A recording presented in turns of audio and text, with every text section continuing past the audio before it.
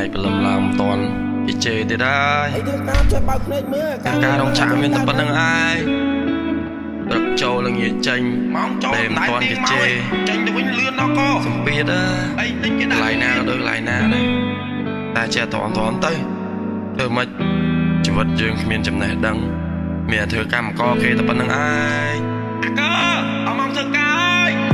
អត្ថបទខ្ញុំអធិប្បាយខ្ញុំសូមរាយចេញពីរឿងពិតរឿងជីវិតដែលខ្ញុំធ្វើការរោងចក្រធ្វើការរាល់ថ្ងៃត្រកត្រករាល់ថ្ងៃគឺដើម្បីតែប្រាក់ខំប្រឹងខ្លាំងណាស់តស៊ូខ្លាំងណាស់ពេលខ្លះមិនហ៊ាននឹងសម្រាទោះគេស្ដីឲ្យទោះគេថាឲ្យក៏នៅតែទ្រាំធ្វើការសំពីផ្លូវចិត្តចូលមករុំរឹតពេលខ្លះខ្ញុំគិតសឹងតែបែកសន្ទះក្បាលអន់ចិត្តនឹងគេក៏ប៉ុន្តែខ្ញុំនេះគ្មានសិទ្ធិតវ៉ាតើអ្នកគិតមើលថាជីវិតខ្ញុំនេះវាលំបាកខ្លាំងប៉ុណ្ណាតើអ្នកដឹងទេធ្វើការរោងចក្រគ្មានពេលសម្រាប់តើអ្នកដឹងទេធ្វើការរោងចក្រត្រូវគេស្ដីឲ្យតើអ្នកដឹងទេធ្វើការរោងចក្រសំពីខ្លាំងណាស់តើអ្នកដឹងទេធ្វើការរោងចក្រខំប្រឹងរាល់ថ្ងៃដើម្បីរកប្រាក់តើអ្នកដឹងទេធ្វើការរោងចក្រទោះជាមិនហ៊ានសម្រាប់តើអ្នកដឹងទេធ្វើការរោងចក្រត្រូវជួបអីខ្លះតើអ្នកដឹងទេអ្នកធ្វើរោងចក្រពិបាកខ្លាំងណាស់ទុំរាំបានប្រាក់មិនមែនស្រួលដូចជាពាក្យដែលអ្នកថាសំពីផ្លូវចិត្តកើនឡើងរាល់ថ្ងៃរឿងរ៉ាវការងារបូករួមទាំងរឿងរ៉ាវគ្រួសារសំពីផ្លូវចិត្តកើនឡើងរាល់ថ្ងៃរឿងរ៉ាវការងារបូករួមទាំងរឿងរ៉ាវគ្រួសា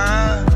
ប្រាក់ខែបានតិចបន្ទុកក៏ច្រើនវិបត្តិផ្លូវចិត្តវាចេះតែកើនចំណាយមិនគ្រប់ស្ទើរស្ទះដង្ហើមថ្លៃបង់បន្ទប់ចាយវារាល់ថ្ងៃពេលបើប្រាក់ខែត្រូវចេះលោកលៃសន្សំសំចៃដើម្បីអ្នកផ្ទះហូបចុកមិនឆ្អែតវាជួយគ្រប់ផ្ទះធ្វើការមិនកើតត្រូវគេស្ដីថាថែមមកដាច់ជប់គ្មានសិទ្ធតវ៉ាមានតែពាក្យថាត្រូវទ្រាំតទៀតនេះជាសម្ពាធដែលយើងបានជួបកម្មករគ្រប់រូបសិទ្ធតែដូចគ្នាខំប្រឹងពុះភារឧបសគ្គ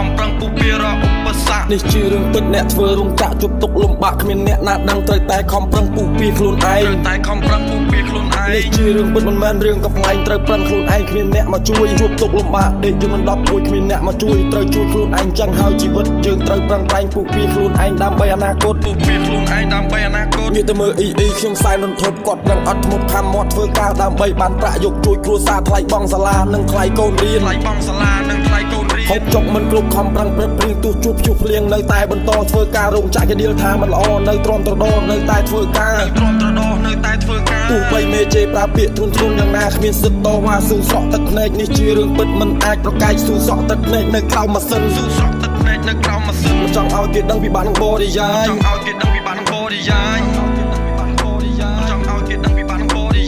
អត្ថបទខ្ញុំអធិប្បាយខ្ញុំសូមរាយចេញពីរឿងពិតរឿងជីវិតដែលខ្ញុំធ្វើការរោងចក្រធ្វើការរាល់ថ្ងៃទ្រព្យរាល់ថ្ងៃគឺដើម្បីតែប្រាក់ខំប្រឹងខ្លាំងណាស់តស៊ូខ្លាំងណាស់ពេលខ្លះមិនហ៊ាននឹងសម្រាទោះគេស្ដីឲ្យទោះគេថាឲ្យក៏នៅតែទ្រាំធ្វើការសំពីផ្លូវចិត្តចូលមករួមរិទ្ធពេលខ្លះខ្ញុំគិតសឹងតែបែកសន្ទះក្បាលអន់ចិត្តនឹងគេក៏ប៉ុន្តែខ្ញុំនេះគ្មានសិទ្ធិតវ៉ាតើអ្នកគិតមើលថាជីវិតខ្ញុំនេះវាលំបាកខ្លាំងប៉ុណ្ណាអ្នកគិតមើលថាជីវិតខ្ញុំនេះវាលំបាកខ្លាំងប៉ុណ្ណា